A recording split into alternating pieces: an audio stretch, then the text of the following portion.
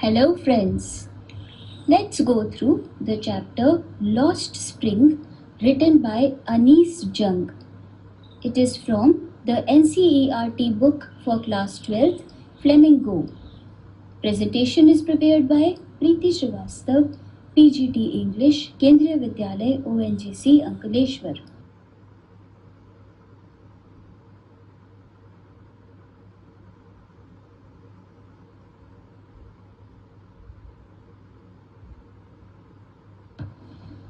Anis Jung is an Indian women author.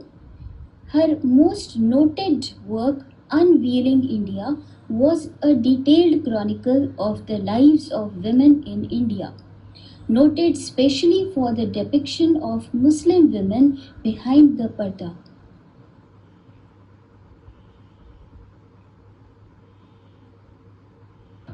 Let's go through the background. It is about lost childhood due to poverty rampant in India. There is description about rag pickers of Simapuri in part 1 and bangle makers of Firozabad in part 2.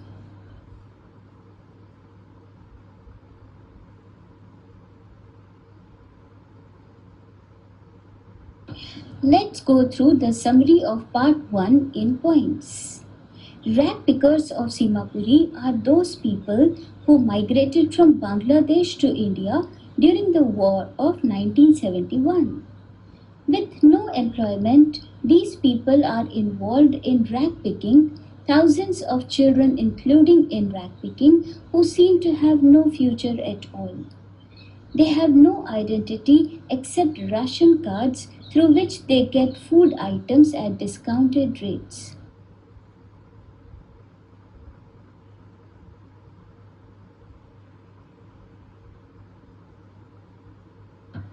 Their living conditions are equally miserable.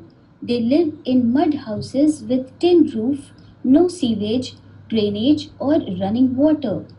For adults, rag picking is roof over their head, means of survival, and their daily bread, but for children, it is something wrapped in wonder, as they get discarded articles often, which are useful for them, as well as 5 or 10 rupee note thrown by mistake, although it's a remote possibility.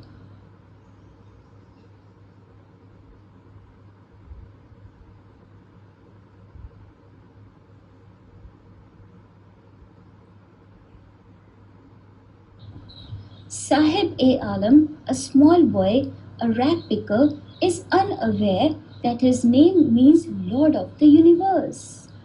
The narrator Anis Jung jokingly promises him of building a new school and gets embarrassed when Sahib asks her later about the school. She had made a fake promise. Sahib likes a game of tennis which is unaffordable for him, so he compromises by wearing discarded shoes thrown by some rich boy.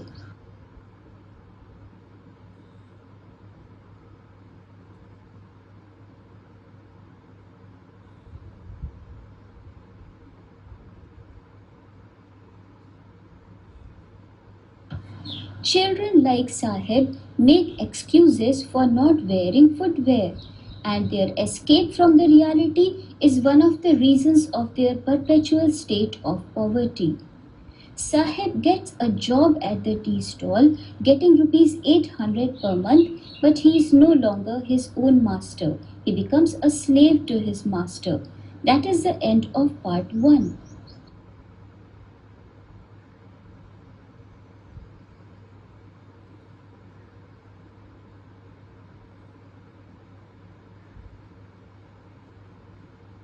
Let's go through the summary of part 2 in points. Bangle makers of Firozabad work in dinky rooms devoid of light and fresh air. Their eyes get more adjusted to dark. Thousands of children are involved in this industry, losing their eyesight even before they become young. Their living conditions are equally pathetic like the rag pickers of Simapuri. These bangle makers live in stinking lanes choked with garbage, crumbling walls and wobbly doors. Animals and humans coexist as if it is some primeval era.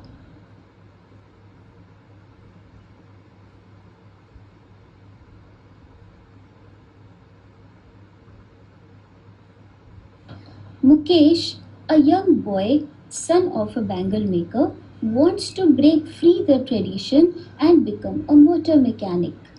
His father, earlier he was a tailor, then he became a bangle maker, could not build a house or send his two sons to the school, and he could teach them only what he knew, that is, art of bangle making.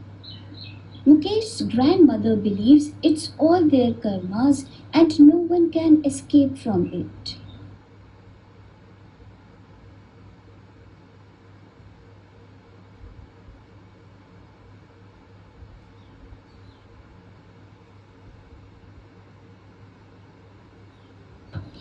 Mukesh is determined to walk to garage to become a motor mechanic. Bangle makers are unable to form a union also due to a vicious circle of sahukars, political leaders, middlemen, policemen, bureaucrats, and if anyone tries to form a union, he is beaten and dragged to jail for doing something illegal. People at Firozabad don't have many dreams, as they know they can never fulfill those dreams due to the prevalent conditions of poverty. Mukesh also has thought of only becoming a motor mechanic. He has not thought to own a vehicle or fly an airplane as he understands his financial limitations.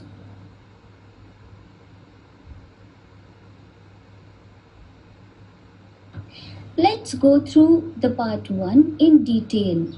About Simapuri, situated at the outskirts of Delhi but metaphorically miles away from it, as no sign of progress or prosperity visible there. People at Simapuri migrated from Bangladesh to India during the war in 1971. Having no employment, they resorted to rag picking, and thousands of children are involved in it. There is no scope of going to school. There is no hope for their future. They live in mud houses with tin roof, without drainage, sewage, or running water. They have no identity cards except ration cards through which they can purchase food at discounted rates. For elders, rag picking is their daily bread, means of survival, and roof over their heads. For children, it's a wonder every day, as sometimes they get something useful discarded by someone rich, and sometimes they get 5 or 10 rupees note thrown by mistake, although this is a remote possibility.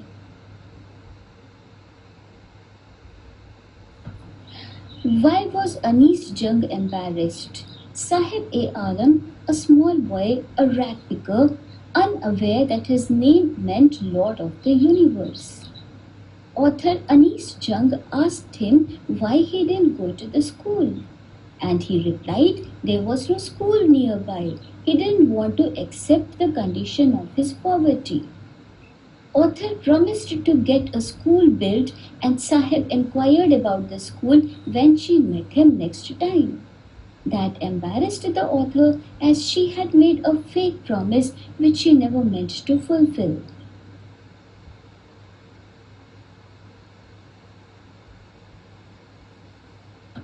Excuses made by children. Poor children involved in rag picking don't have footwear, but they are hesitant to accept their state of poverty. They make excuses that mothers don't buy footwear for them, or even if they have, they won't wear. They also say there is a tradition for not wearing footwear. That also is one of the reasons to explain their perpetual state of poverty.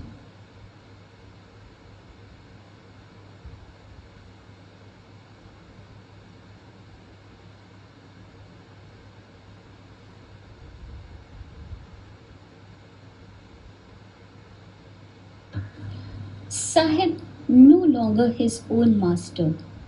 Sahib gets a job at a tea stall, but he becomes a servant to his master. He is no longer master of his own.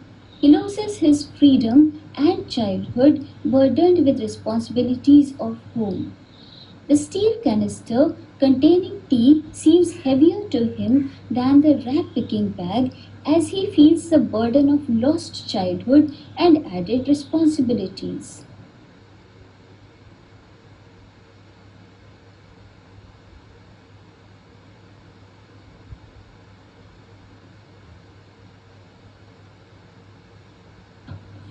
Let's go through the working conditions at Firozabad. Bangle makers at Firozabad work for hours together in dingy cells without fresh air or light. Their eyes are more adjusted to dark than to the light outside. Thousands of children are involved in this industry and many of them lose their eyesight even before attaining youth.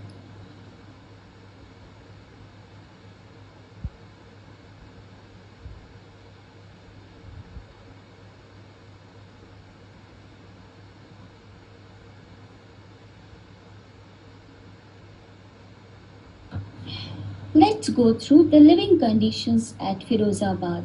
People live in stinking lanes choked with garbage. Walls crumble with wobbly doors. Humans and animals coexist as if in primitive eras.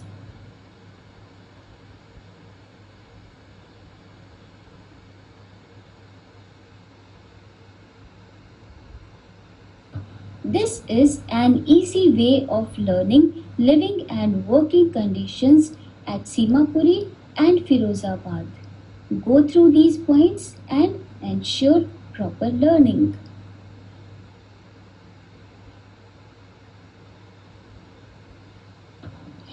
About Mukesh and his family. Mukesh belongs to the family of bangle makers, but he wants to break free the tradition. He wants to become a motor mechanic. He wants to walk their garage to learn about it. He is determined and will-powered. His father couldn't send his two sons to school and couldn't build a proper house. All he could do was to teach them the art of bangle making. Grandmother of Mukesh believes in karma, destiny that they are born with.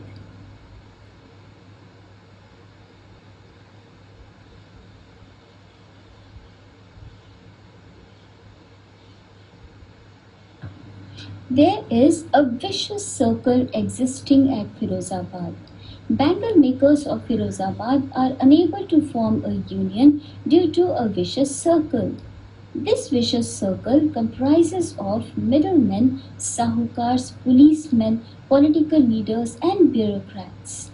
Whoever tries to form a union is beaten up, dragged to jail for doing something illegal.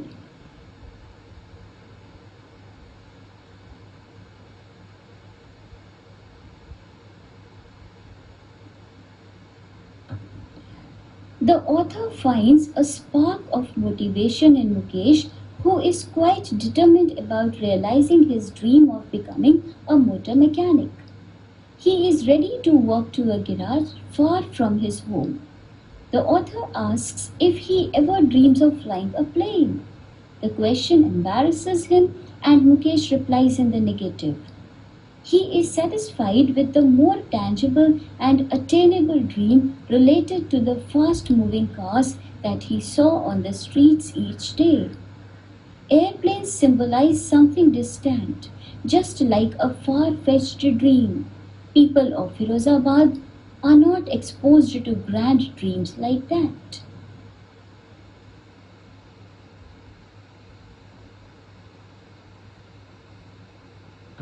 Let's go through few word meanings. Encounter, to come upon or meet with, especially unexpectedly. Scrounging, search for or obtain by searching. Distant, far off or apart, remote or removed. Embarrassed, to cause confusion, to become uncomfortable. Bleak, bare, desolate, and often windswept. Perpetual, continuing forever, everlasting. Desolate, barren or laid waste, devastated. Acquaintance, a person known to one but usually not a close friend. Crumbling, to break into small fragments or crumbs. Wobbly, shaky, unsteady.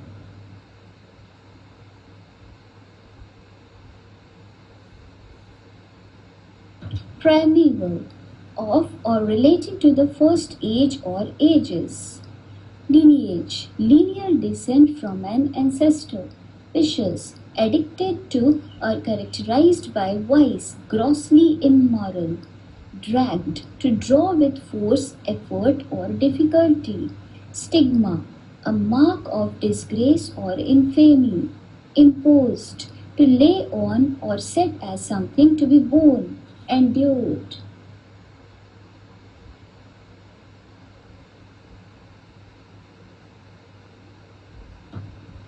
These are few questions with short answers. Part 1. Question 1. What did the author ask Sahib to do instead of rag picking?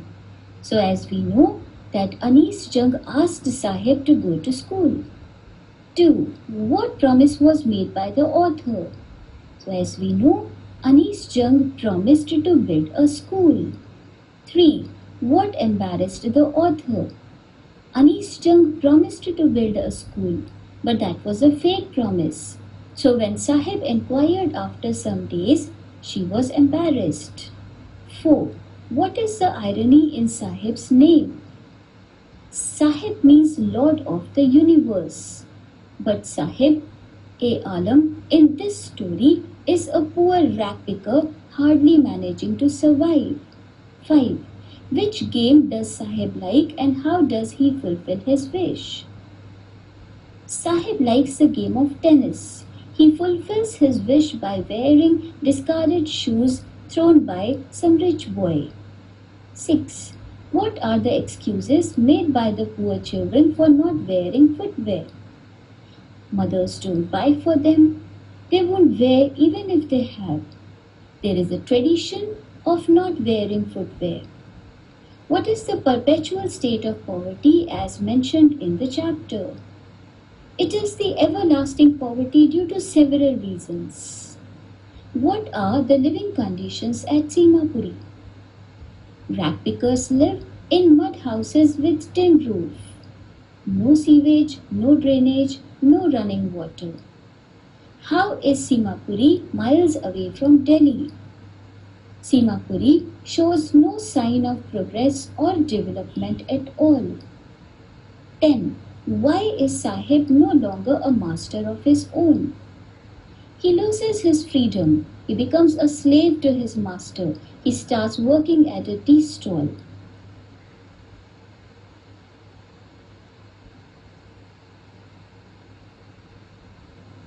These are the value points for those questions.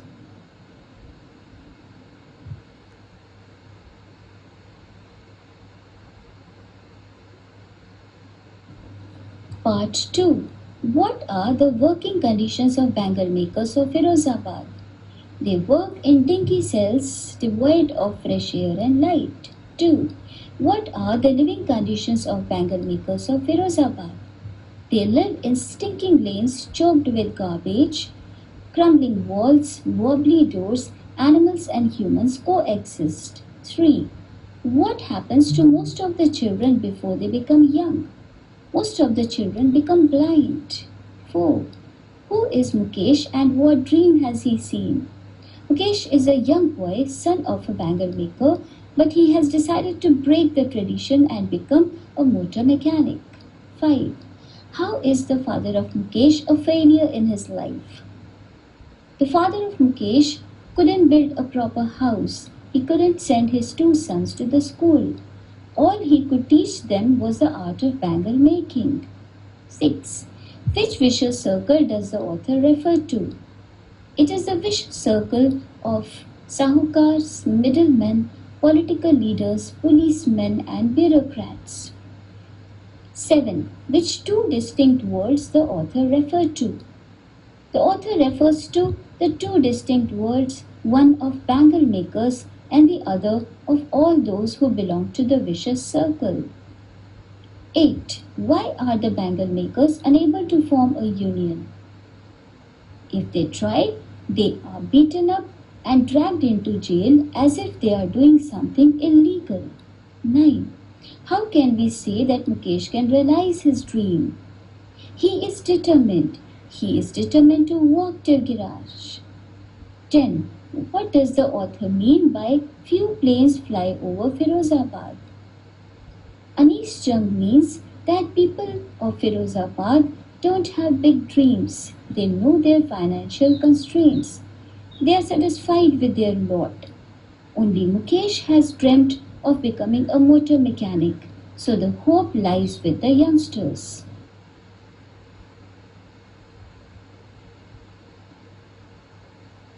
These are the value points of those questions.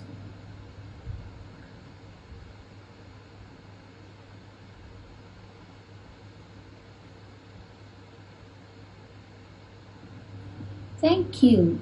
You can contact me on the given details.